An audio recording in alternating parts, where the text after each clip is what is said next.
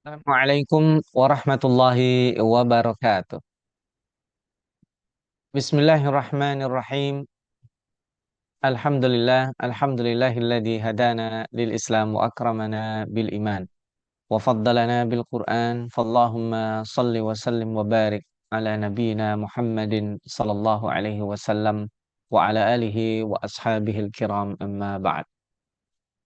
Sahabat asa yang dimuliakan Allah, kaum muslimin dan muslimat, para pecinta Al-Qur'an rahimani wa rahimakumullah. Alhamdulillah, Allah yang Maha Rahman yang memberikan segala nikmat dan karunia kepada kita. Mudah-mudahan kita termasuk hamba-hambanya yang bersyukur dan mampu memaksimalkan peluang kebaikan yang Allah berikan kepada kita. Para pemirsa, sahabat Asa yang berbahagia, Alhamdulillah berjumpa kembali dalam Pustaka Asa di serial Quranic Studies Series. Tanpa terasa kita sudah sampai di seri yang ke-59 pada hari ini, di sesi kelima, yang insya Allah kita akan membahas nama-nama binatang atau hewan di dalam Al-Quran.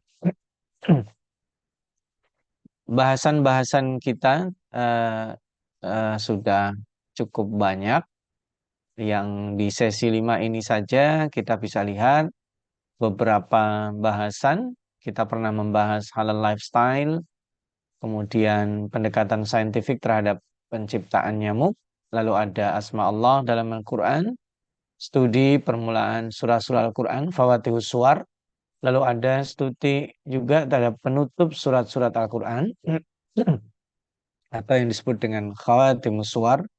Ada juga tentang tafsir nuzuli atau tafsir kronologis, lalu al-waqf wal ibtida, permulaan dan perhentian bacaan Al-Quran.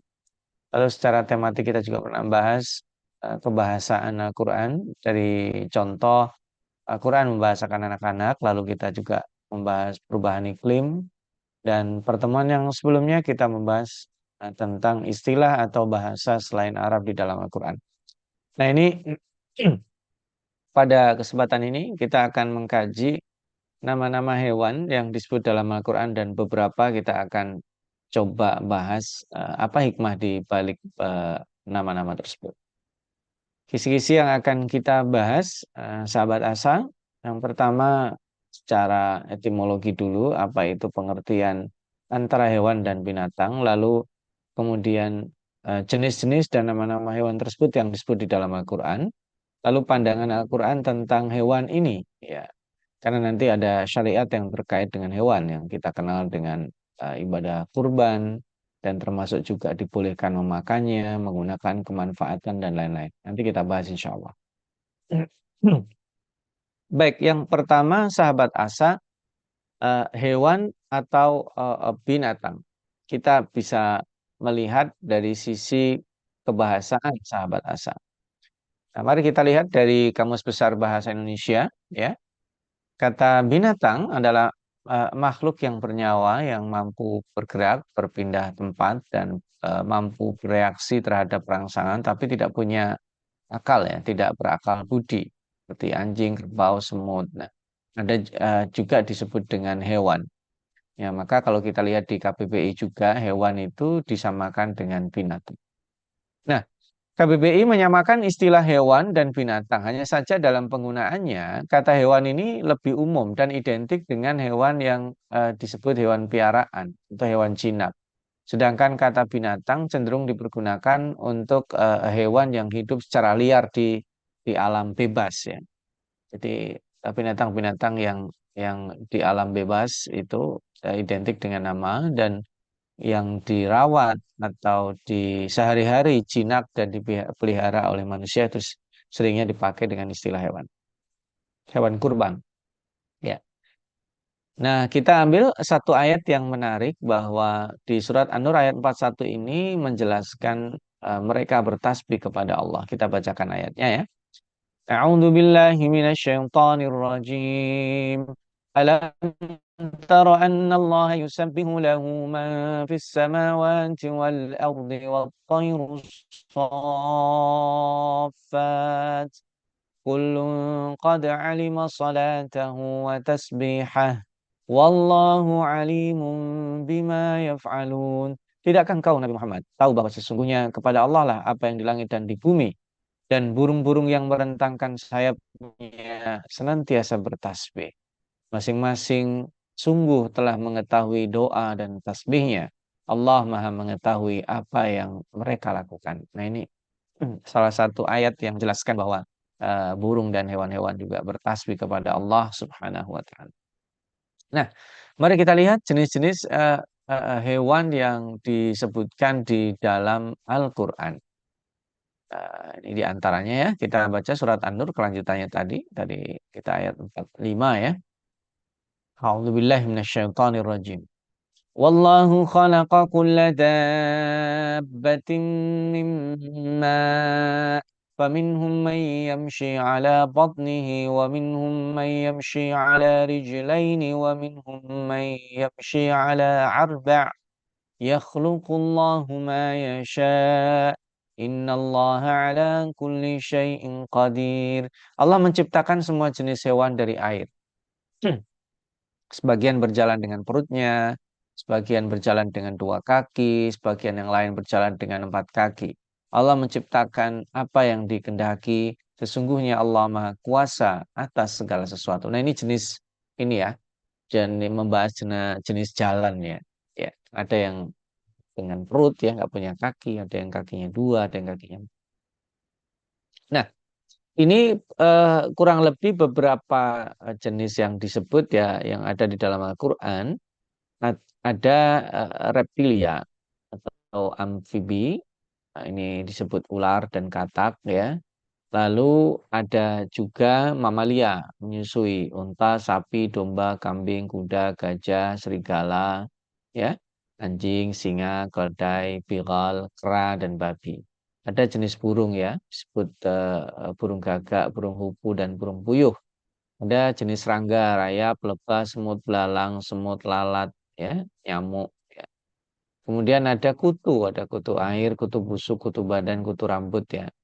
Ada ikan, jenis-jenis ikannya, karena di dalam disebutkan juga ada ikan laut, ikan air tawar, dan ikan paus. Ada laba-laba, ya. Kenapa disebutnya laba-laba ini nanti diumpamakan dengan sarangnya yang disebut dengan Baitul Ankabut itu lemah, nanti kita bahas. Ada hewan ternak yang dimanfaatkan untuk keperluan manusia dan ada hewan luar yang juga dimanfaatkan untuk keperluan manusia. Ini kita akan coba bahas. Pertama kita coba lihat reptilia. Hewan reptilia dan amfibi ini disebut di dalam Al-Quran ada dua. Yang pertama ular dengan redaksi yang berbeda-beda dan yang kedua kata. Nah, penyebutan dua jenis hewan ini terkait dengan kisah Nabi Musa alaihissalam. Ular misalnya disebut dengan tiga redaksi yang berbeda. Pertama disebut Thu'banun Mubin di surat Al-A'raf 107 dan Asy-Syu'ara ayat 32 dan Hayyatun Tas'a di surat Thaha. Apa bedanya? Kalau Thu'ban itu ular yang besar, kalau Hayyatun Tas'a itu ular yang kecil yang lincah, ular yang lincah bergerak. Oh, nggak ada sebutan kecil ya, ular yang lincah bergerak. Nah, kadang juga disebut dengan jan yang gesit. Surat Al-Qasas ayat 31. Nah, ini penyebutan-penyebutan yang berbeda-beda sesungguhnya adalah tematik ya. Thu'banun mubin itu besar ya. Hayyat atau jan itu menandakan kegesitan gerakannya yang mampu melahap ular-ular palsu yang kecil ya. Dan ini menjelaskan kepada kita bukan pada ularnya tapi sesungguhnya siapa yang menciptakan dan menitahkannya untuk berbuat demikian. Nah, kata juga demikian, ini masih ada terkait dengan kisah Nabi Musa, yaitu dalam rangkaian hukuman yang Allah berikan kepada Fir'aun dan kaumnya sebagai bentuk peringatan dari pembangkangan mereka, dari penentangan mereka, dari pendustaan mereka terhadap Nabi Musa alaihissalam yang diutus oleh Allah Subhanahu wa taala. Dan ini kata yang banyak ini jijik ya, mereka akan lihat jijik. Nah, sekarang kita sebutkan konteksnya. Ular yang penyebutannya berbeda-beda ini Allah yang menitahkan. Tha'ban itu menjadi besar, tapi juga sekaligus lincah, gesit gerakannya dengan redaksi yang lain, hayyatun dan jan. Nah, ular itu merupakan simbol permusuhan manusia yang ditakuti oleh manusia. Nah, karena juga di masa lalu ada satu kaum, satu golongan juga yang memuja ular. Maka tongkat Nabi Musa ini berubah menjadi ular. Ini juga merupakan simbol kehebatan dan lebih saat itu dibuktikan dengan ditambah mengalahkan sihir para penyihir Firaun yang ternama dan terkenal karena direkrut secara nasional oleh Firaun dari berbagai provinsi yang ada di negeri Mesir. Jadi ini simbol karena ular itu simbol. Dan kegagahan raja-raja atau disebut Firaun-Firaun di Mesir itu juga sering dilambangkan dengan tongkat ular atau juga eh, aksesoris ya, apa namanya, baju mereka yang seperti ular, jadi menandakan sesuatu yang kekuasaan yang ditakuti. Maka ketika dikirim ular yang betulan yang itu juga dari tongkat, nah itu sesungguhnya merupakan kode bahwa tidak ada yang lebih berkuasa selain Allah Subhanahu wa taala. Tapi itu nyatanya tidak diterima oleh mereka sekalipun sudah dahsyat begitu. Maka kemudian kata juga Allah kirimkan kepada Fir'aun dan kaumnya di rumah-rumah, di gedung-gedung, di jalan-jalan melompat-lompat, ini mengotori makanan dan menjijikkan. Lalu mereka mendatangi Nabi Musa untuk dilepaskan dari bencana tersebut dan ternyata setelah dibebaskan mereka juga masih menindas Bani Israel sebagaimana yang kita tahu sangat benci mereka dan ini melanggar komitmen yang telah mereka siap untuk melakukan kepada Nabi Musa. Sahabat Asa, eh, menarik konteksnya sesungguhnya dan kita akan lanjutkan eh, hewan-hewan dan binatang lainnya setelah jeda singkat berikut ini.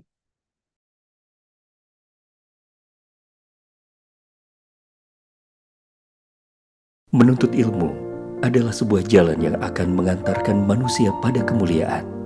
Dengan ilmu, manusia mendapatkan panduan untuk berpikir dan bertindak. Untuk itu, Asa TV Indonesia menghadirkan Pustaka Asa, sebuah ruang pembelajaran sistematis bersama para pakar di bidangnya. Quranic Study Series, Quranic Life, Prophet Manner, dan berbagai bidang keilmuan yang dibahas dengan cara menyenangkan. Pustaka Asa hadir setiap Sabtu jam 19.30 waktu Indonesia Barat, hanya di Asa TV Indonesia. Baik, sahabat Asa, kita kembali. Sekarang kita masuk kepada hewan mamalia atau hewan yang menyusui yang disebut di dalam Al-Quran. Ini ada banyak ya, ada anjing, ada singa, ada unta, ada keledai, ada biral, jenis keledai yang masih marga kuda, ada kuda. Nah, anjing sendiri disebutkan pada kisah Ashabul Kahfi. Tentu ini adalah anjingnya Ashabul Kahfi di ayat 18:22. Juga disampaikan untuk perumpamaan ya, karena talil kalb ini. Jadi orang yang mengikuti hawa nafsunya itu seperti anjing yang menjulurkan lidahnya dan ini luar biasa ya. Ya, ya nggak akan pernah puas dan akan semakin terasa haus ya. Ya. Kemudian singa atau kaswara, ini surat Al-Mudathir, perumpamaan di hari kiamat itu seperti binatang yang dikejar oleh singa yang lapar ya. Adapun unta ini juga redaksinya beda-beda, ada disebut kadang ibil ya, eh, apa namanya seperti di dalam surat Al-Ghasyiyah itu ya, ibil. Ya, apa namanya penciptaan ya, penciptaan unta itu menjadi tanda-tanda yang harus dilihat ya. Ya, kaifa khuliqat, bagaimana unta itu diciptakan ya, di dalam surat Al-Ghasyiyah itu kan Allah menyebutkan ya ibil, disuruh kita melihatnya dari sisi mana, kaifa khuliqat. Ada juga al-jamal, hatta yalijal jamalu fi sammil khiyat. Nah, itu kan perumpamaan unta sampai masuk ke lubang jarum itu ya. Ya, mustahil tentu ya. Jangankan unta semut aja juga susah untuk masuk ke lubang jarum. Kita yang sudah agak matanya menua itu masukkan benang aja susah. Apalagi ini istilahnya hatta yalijal jamalu fi samil khiyata. Itu kan bentuk kemustahilan ada orang yang mendustakan eh, lalu mereka tidak mau bertaubat nggak akan masuk surga. Jadi pintu langit tidak akan terbuka untuk mereka. Lalu ada juga an-naqah. An-naqah ini paling banyak disebut karena terkait dengan realitas bagaimana unta itu menjadi tanda kekuasaan yang dikirim Allah kepada kaum Tsamud. Nah, ini ya, dan mereka mendustakan. Kan mereka sendiri yang minta. Kalau kalau Tuhan kamu bisa ngeluarin binatang dari apa namanya batu gitu ya, maka kami beriman. Ternyata mereka tidak mau. Lalu ada hamir atau himar, keledai ini juga disebut. Ada juga humurum mustanfirah. Eh, itu perumpamaan tadi ya, koswarah ya, di surat Al-Mudathir itu. Di kiamat itu seperti hanya himar yang dikejar oleh unta yang oleh singa yang lapar. Ya. Ada juga al-bighal. Bighal ini masih satu marga dengan kuda dan keledai. Ada juga kuda, kuda sail, kuda yang biasa ya, kuda tunggang.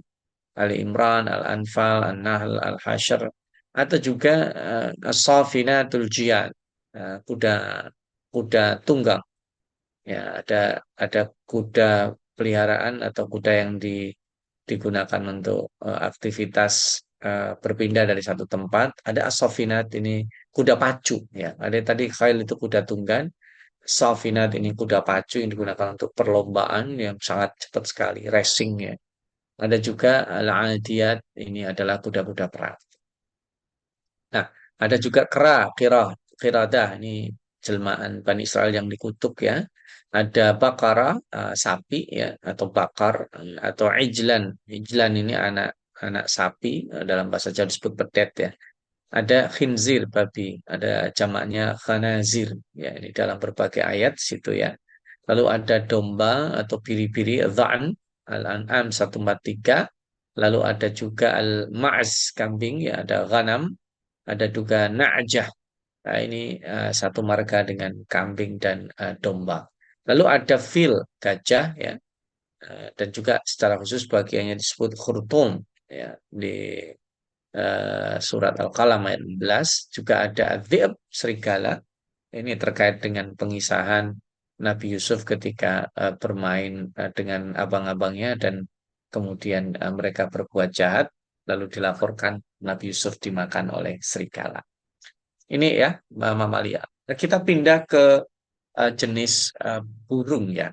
Nah, ini burung di dalam Al-Qur'an ini disebutkan eh, beberapa macam ya. Ada burung itu sendiri disebut at-tair ya.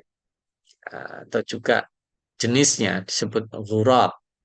Ini terkait dengan pembunuhan Qabil dan Habil di eh, apa namanya surat Al-Maidah ayat 31. Lalu ada hudhud ya, di burung bulbul atau hupu An-Naml 20. Lalu ada salwa. Salwa ini mungkin kalau sekarang jenisnya adalah burung puyuh ya, terkait dengan hidangan yang Bani Israel minta pada saat mereka diselamatkan dari Firaun. Ada jenis serangga, jenis serangga ini luar biasa ya, jenisnya banyak, ada ratusan ribu ya. Dan beberapa yang disebut di dalam Al-Quran setidaknya ada 6. Pertama, An-Nahl, ya ini yang paling populer ya, karena juga menjadi nama surat, yaitu adalah lebah ya. Ya. Kemudian ada juga An-Naml atau semut. Ya. Ini kisah Nabi Sulaiman. Ada juga Ba'udah, perumpamaan. Allah nggak malu menciptakan Ba'udah. Bahkan Ba'udah itu ada yang mengatakan taknya itu nyamuk apa saja. Ada yang mengatakan ini nyamuk betina. Karena nanti ada sebuah rahasia bahwa nyamuk yang menggigit kita itu ternyata adalah nyamuk betina. Ya, bukan nyamuk yang jantan karena nyamuk betina menggunakan darah yang dia sedot dari manusia untuk eh, menyirami atau memberikan nutrisi kepada larva yang telur yang nanti menjadi nyampe. Lalu ada juga dabatul ard, itu rayap ya. Ada juga jarot, belalang. Lalu ada juga zubab, ya ini adalah lalat ya. Kalau jarot itu belalang, kalau zubab itu lalat. Yang kelima ada disebut kumal. Kumal itu kutu ya. Ini juga terkait dengan kisah Nabi Musa dan Firaun. Nah, mereka diazab oleh Allah dengan dikirim kutu yang jenisnya macam-macam. Ada kutu air, ada kutu kepala, kutu daun, ada kutu busuk itu menjangkiti dalam kehidupan mereka. Jadi berasnya atau gandumnya ada kutunya, lalu rambutnya ada kutunya, macam-macam dan itu mereka tersiksa. Yang berikutnya ada jenis ikan. Ini ikan juga secara eksplisit disebut ya di dalam Al-Quran. Mungkin bukan ikannya ya. Menyebut secara eksplisit ikan sebagai ikan itu mungkin tidak. Tapi di sini hanya dibuat redaksionalnya seperti frasa saydul bahar, jadi buruan laut ya. Nah, buruan laut itu ya yang diambil dari laut, ya, diburu di laut. Atau juga dengan bahasa surat An-Nahl dan surat Fatir disebut lahman toria, daging yang sangat segar. Nah, adapun jenis ikan yang disebut secara eksplisit itu adalah terkait dengan eh, hut atau hitan, ya ini ikan ya. Kalau hut ini ikan atau juga nanti ada ikan yang memakan Nabi Yunus yang disebut dengan ikan paus. Nah, laba-laba. Nah, ini laba-laba strukturnya disebut di dalam Al-Quran dan konteksnya sangat luar biasa. Bahkan dijadikan nama surat ya. Kenapa laba-laba itu disebut sebagai rumah yang sangat-sangat lemah? Karena ada kelemahan struktural, yaitu eh, sekalipun disebut biobaja, itu kuat sarangnya, tetapi ini membicarakan fungsi rumah secara keseluruhan, dan itu tidak bisa melindungi orang yang ada di dalamnya. Secara struktur biological still ini, biobaja memang, tetapi dia tidak melindungi, jadi disebut strukturnya lemah. Ada kelemahan fisik juga, tidak rapat rajutan benang-benangnya itu lubang-lubang, tidak melindungi. Ada juga kelemahan spiritual dan emosional, karena laba-laba betina ini memangsa laba-laba jantan kalau tidak dapat ini juga ya, tidak dapat korban ya. Jadi di antara mereka saling memangsa dan ini tidak bagus. Nah ini perumpamaan orang-orang yang menyekutukan Allah atau menjadikan pelindung selain Allah Subhanahu wa taala. Mereka menjadi sangat rapuh dan aspek ini yang ingin disoroti oleh Al-Quran. Sahabat Asa, masih ada beberapa hewan lagi dan binatang yang kita bisa diskusikan ya. Sementara kita jeda dulu sambil bersantai. Setelah jeda singkat yang berikut.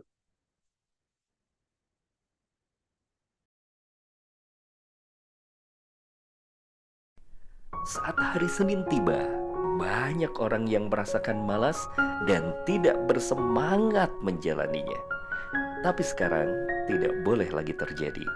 Tonton saja I Love Monday di Asa TV Indonesia. I Love Monday menghadirkan pembahasan mencerahkan dan aplikatif yang dikemas dalam I Love Myself, I Love My Job, I Love My Profile, dan satu segmen spesial Solve with Love. I Love Monday setiap hari Senin di Asa TV Indonesia.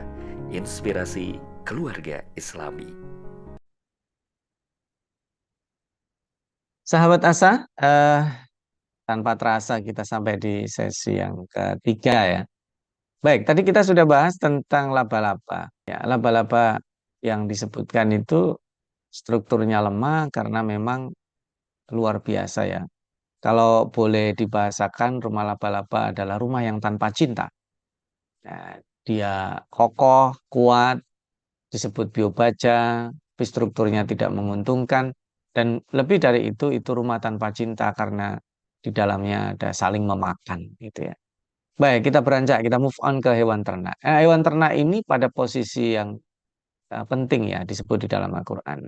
Nah, disebutkan ada al-an'am, binatang-binatang ternak. Ada juga al-baqarah, berarti sapi ya. Jadi ataupun juga ada peternakan lebah ya. Ya, lebah ya. Mohon maaf situ tulis lebar ya, lebah yang disebut ya. Kata al-an'am ini sendiri disebut 30 kali ya. Mengisyaratkan bahwa Allah menyediakan semuanya untuk manusia. Jadi banyak binatang yang bisa diternak. Nah, sekalipun nanti al-an'am itu lebih identik pada hewan berkaki empat ya, dan itu yang halal ya. Ya, dan itu nanti disebut dengan bahimatul an'am.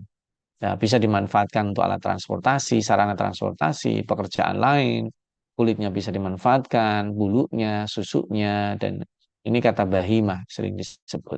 Nah, kebutuhan pangan hewani manusia ini juga Allah memberikan bekal kepada manusia untuk bisa menggunakan manfaat dari daging hewan ini.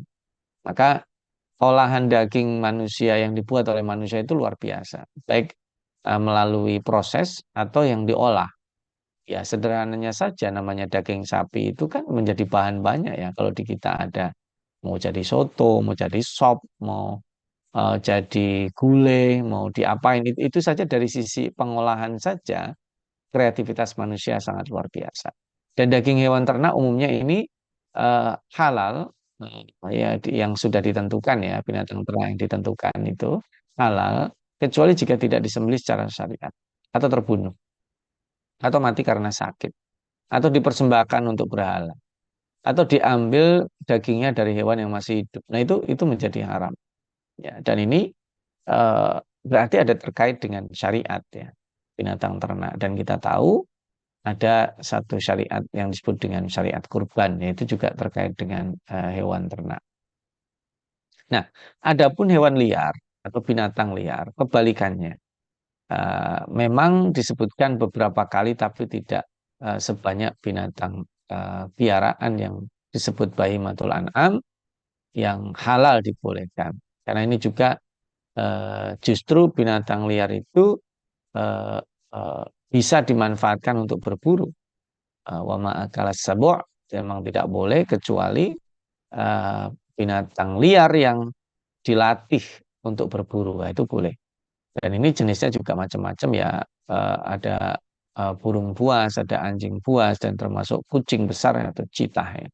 Nah, penyebutan hewan liar pun dikaitkan untuk kepentingan dan kemanfaatan manusia. Yaitu tadi perburuan dengan sabu' tadi itu binatang buas. Kalau dia diterkam oleh binatang buas, tentu tidak boleh dimakan. Nah, kecuali binatang yang dilatih ya, dilatih untuk menangkap, dan biasanya setelah tertangkap dia tidak memakan. Jadi kalau binatang buas yang berburu hanya untuk berburu itu halal. Ada tata caranya, membaca basmalah dan sudah terlatih. Tapi kalau ada dia memakan dari binatang buruannya tersebut bukan karena berburu, maka itu sisanya menjadi bangkai yang tidak boleh dimakan. Ya tadi wa ma'akal sebut. Nah, sekarang kita bicara konteksnya, pandangannya. Nah, apa sih kaitannya dengan binatang yang tadi disebutkan di dalam Al-Quran? Pertama, dalam perspektif ini, manusia ini makhluk yang lebih mulia, bahkan paling mulia. Dan juga termasuk adanya binatang-binatang disebutkan tadi itu menganjurkan manusia berbuat ihsan kepada mereka. Dan secara eksplisit manusia dibolehkan mengonsumsi daging hewan, susunya, kulitnya, bulunya, dan ketentuan hewan-hewan yang halal. Ya, lalu disembelih sesuai syariat, tidak dipersembahkan untuk berhala, tidak ada unsur syirik. Nah, secara eksplisit sebaliknya Al-Quran juga mengharamkan babi. Darah dari binatang yang halal atau haram, bangkainya, binatang pemangsa di darat, di udara, diterkam oleh binatang buas. Nah, semua hewan yang di laut dihalalkan. Ini juga menarik ya, sekalipun menyerupai binatang darat, kalau dia hidupnya di laut saja tidak diharamkan. Ya, boleh dimakan. Dan ini menegaskan Al-Quran eh, menyampaikan kesetaraan semua makhluk Allah sebagai makhluk ciptaannya di depan Allah Subhanahu wa Ta'ala. Nah, kesetaraan antar makhluk hidup ini eh, tidak menandakan manusia sama dengan hewan. Masing-masing punya karakteristik. Dan manusia diberi kekuasaan Allah untuk mengurusi bumi termasuk mengurusi hewan. Kalau mereka mengeksploitasi ya tentu tidak benar. Tapi kalau memanfaatkannya dengan guidance, dengan bimbingan, nah tentu itu dibolehkan. Dan manusia diperingatkan oleh Allah bisa lebih buruk dari binatang-binatang itu kalau dia tidak menggunakan akalnya dan arahan dari Allah Subhanahu wa taala dan bahkan menentangnya, maka disebut ulaika kal an'am. Mereka seperti binatang-binatang itu, balhum adall, bahkan lebih sesat. Nah, adapun penyebutan jenis nama-nama hewan yang sedikit ya, ini punya tujuan khusus ya, ada konteksnya. Nah, terkait dengan cerita, supaya lebih detail dalam memvisualisasikan. Ini kayak seperti tadi ya, contohnya ular dan disebut dengan redaksi yang beda-beda, itu tentu ada maksudnya. Nah, maka kesimpulannya, nama dan jenis hewan yang disebutkan di dalam Al-Quran memiliki tujuan tertentu dan khusus. Ya, ada tema-tema tadi, ada klasifikasinya. Nah, adapun penyebutan umumnya sesungguhnya adalah memberikan meneguhkan peran manusia di bumi yang dia merupakan makhluk paling mulia, yaitu sebagai khalifah Allah, makhluk yang dipercaya untuk mengurusi bumi dan termasuk mengurusi eh, apa namanya bumi dan seisinya, termasuk binatang. Manusia ini menjalankan misi dengan baik. Nah, karena itulah dengan hal-hal yang tadi disebutkan, maka kita bersyukur nih, alhamdulillah saya diciptakan sebagai manusia. Tapi juga saya akan dimintai pertanggungjawabkan sebagai manusia, termasuk bagaimana berinteraksi dengan binatang yang ada di sekitar kita. Nah, sahabat Asa, sampai kita di penghujung acara ini, dan ada satu kata kunci menarik yang perlu kita sadari, bahwa kemuliaan manusia di atas binatang yang merupakan itu diamanahkan kepada kita, bukan berarti kemudian kita bebas memperlakukan binatang dan hewan semena-mena. Tetap ada syariatnya, ada syariat kurban dan sekaligus bagaimana berkurban yang baik, ada syariat penyembelihan dan bagaimana cara mengkonsumsi makanan supaya kita tidak semena-mena. Jadi hindari mengeksploitasi binatang hanya untuk demi konten.